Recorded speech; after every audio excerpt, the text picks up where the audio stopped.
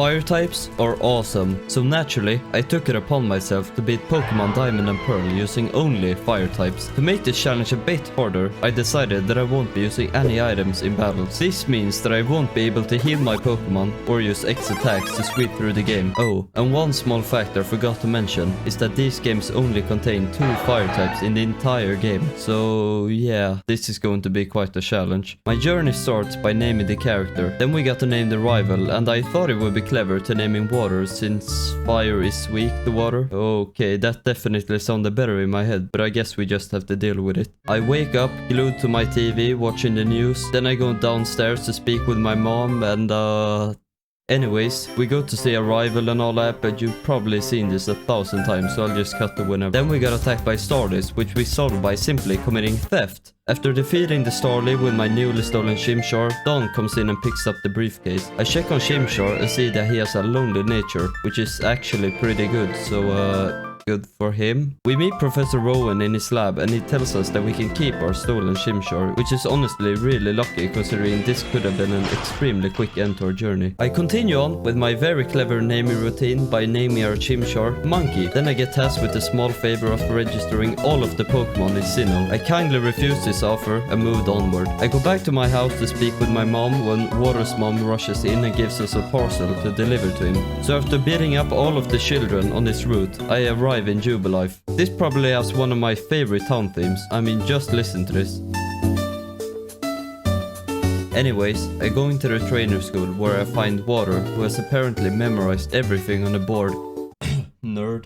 I give him the parcel and in return get the town map. Then, some guy comes up to me and begs me to do his pop quiz. So I walk around speaking to all of the clowns until he gives me the Pokédex. And then, as I leave town, Water wants to battle. He leads off with a Starly and uses quick attack, which doesn't really do much. I hit him with Ember and got lucky with a burn. I finished Starly off and now he sends out Piplup, which is kind of scary. Is what I would say if he used Bubble, but apparently he didn't want to win since he only spammed Growl and Pound, so I took him out, which made Monkey level up. He then claims that this will be the only time he will ever lose to us, which I sincerely doubt, but sure. He tells us he's going to Orberg, so we follow him there. Upon entering Orberg, I got called a noob for having no badges. Get it? Water then tells us the gym leader is gone, so I go into the mines and track him down. But not before finding a wild subscribe button, which is almost like what you should click on.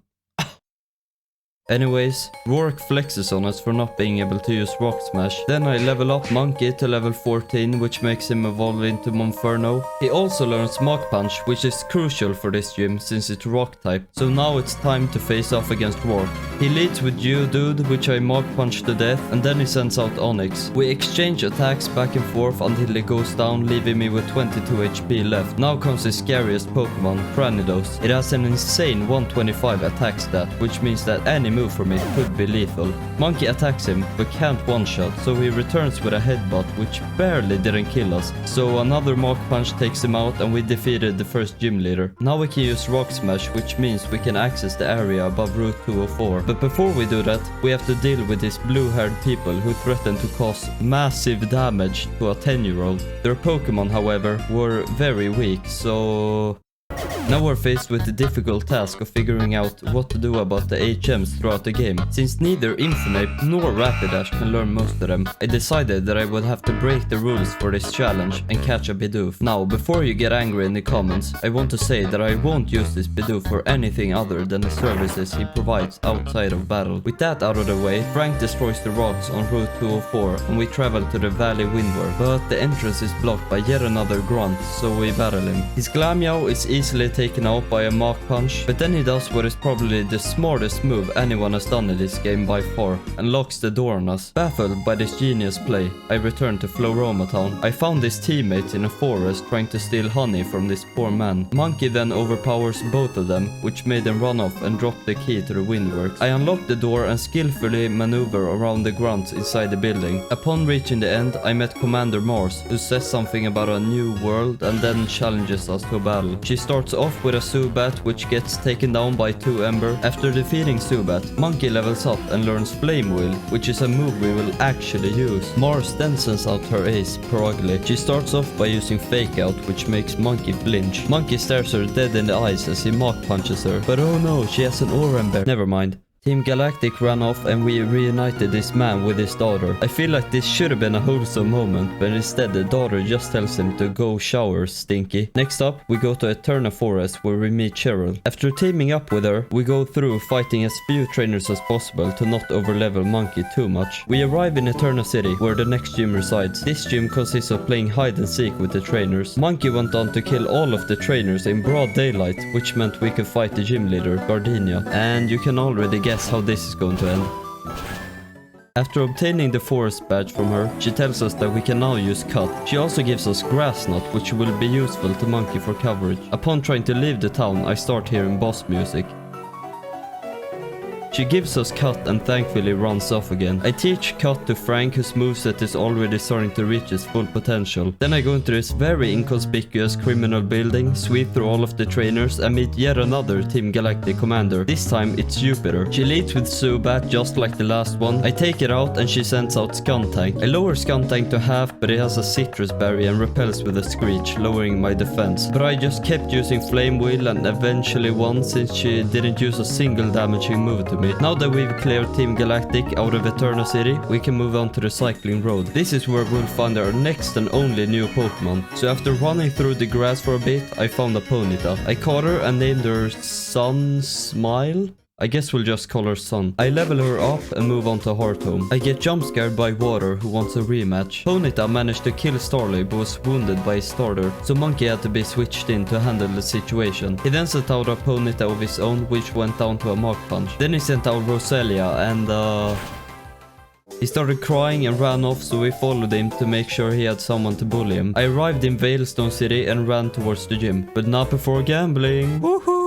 After not winning anything, I decided to do something productive instead and actually took on the gym. And I gotta say, these karate trainers before the gym leader were a lot harder than expected. After an embarrassing amount of time spent figuring these puzzles out, I challenged Mei Lin. The fight went really smoothly until Lucario killed Ponyta with a crit, so I sent out Monkey to finish the job, until he got killed by Machoke. Without changing a single thing, I went into the battle again, hoping for a different outcome. I started off by stomping Meditite, and of course she has potions, but I got lucky and cheesed her with a crit. After Meditite, she sent out Machoke again. Ponyta did the best she could and inevitably went down to Brick Break, so out comes Monkey again to avenge his fallen friend. With the power of revenge, he is able to avoid the Rock Tomb and burn the Machoke. Her last Pokemon was Lucario. He used Bone Rush, which put us at 9 HP, but Monkey clutched by one-shotting it. Mei Lin gave us the TM for Drain Punch, which I tried to teach to Monferno, but for some reason they won't let the Punching Monkey use a punching move. Anyways, I go into the department store to pick up Fire Blast, which I teach to Ponyta since she desperately needed a new fire move to become even remotely useful.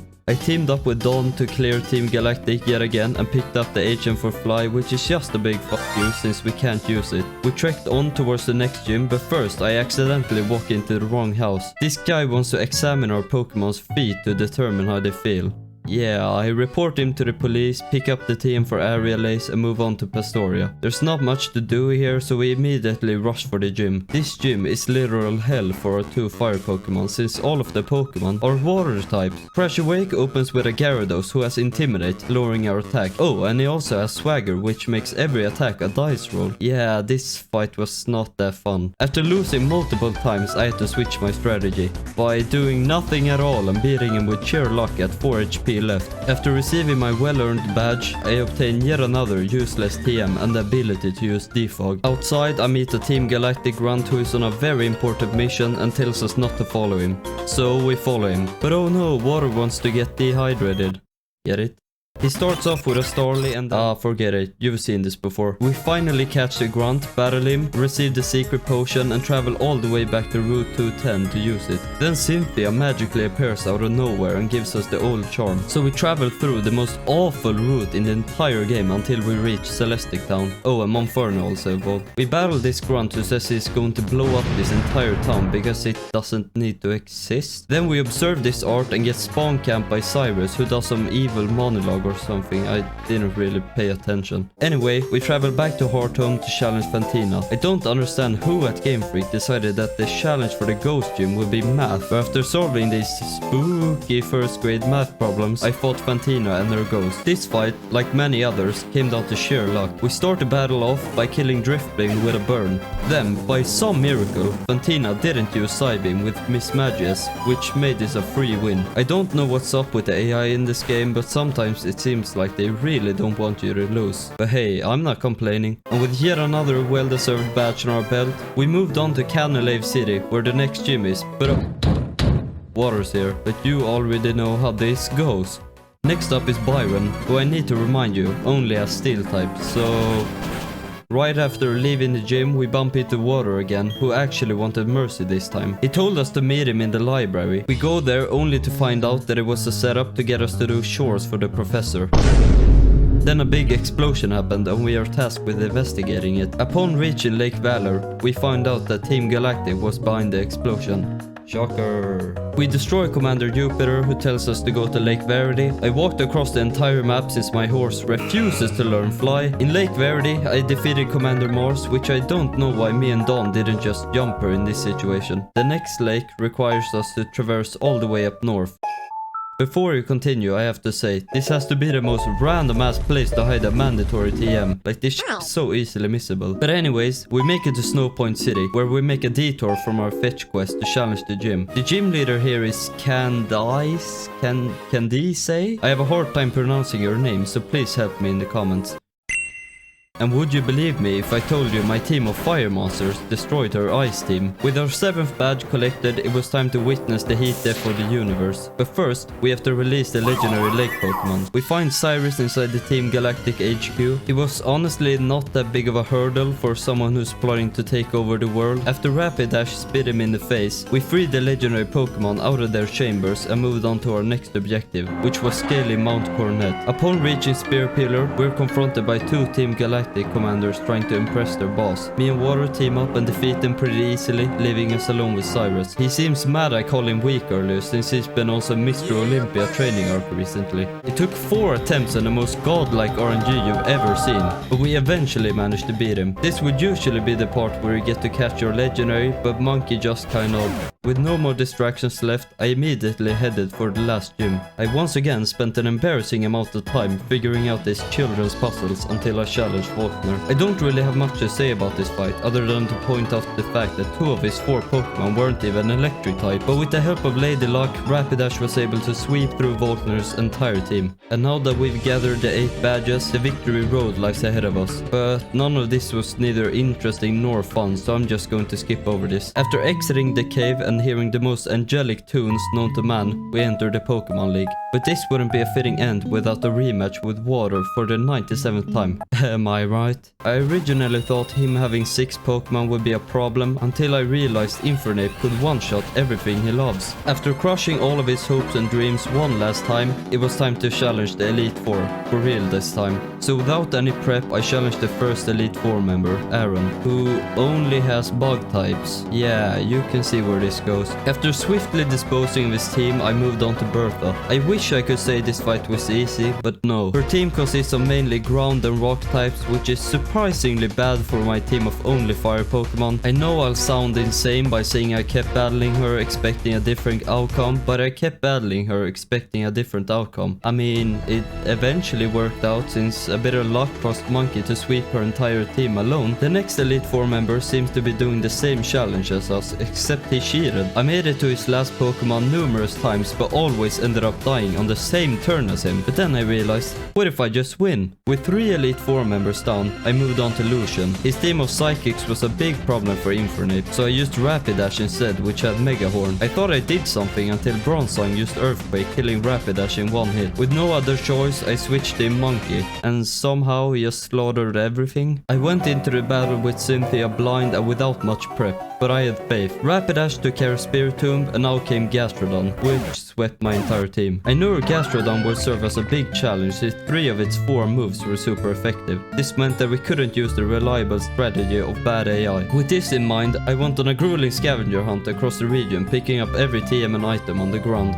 I noticed Rapidash would admittedly be kind of useless in this fight, so I taught her Sunny Day and Solar Beam to hopefully deal with Gastrodon. I also taught Infernape, Sword Stance and Grass Knot just in case. Now a bit more prepared, I returned to Cynthia. I begin with setting up the sun, buffing her team, then kill Spiritomb as usual. Now comes her dreaded Gastrodon, but this time we were prepared. I used Solar Beam, which killed Gastrodon in one shot. Next she sent out another scary Pokemon, Milotic. I knew Rapidash couldn't take this thing out and switching would be a death sentence, so I had to choose the only option and deal as much as I could with Solar Beam until Rapidash went down. There was not much Monkey could do here, so I set up a risky Sword Stance, hoping he could survive one attack, and with the tiniest sliver of health left, Monkey defeated the Milotic. She sent out her infamous Garchomp, and if it was faster, we would definitely wipe here. But we didn't, and Oko'd it. She then sent out Roserade, which I was dreading since I didn't know if Monkey could kill it in one shot. The only option I had was just to try, and it did, leaving us alone against Lucario. And you can probably guess how this goes by now. And just like that, our team of 2 fire types became the champions of Sinnoh. This challenge was honestly really fun, so let me know if you want me to do another one. Okay, bye, and subscribe.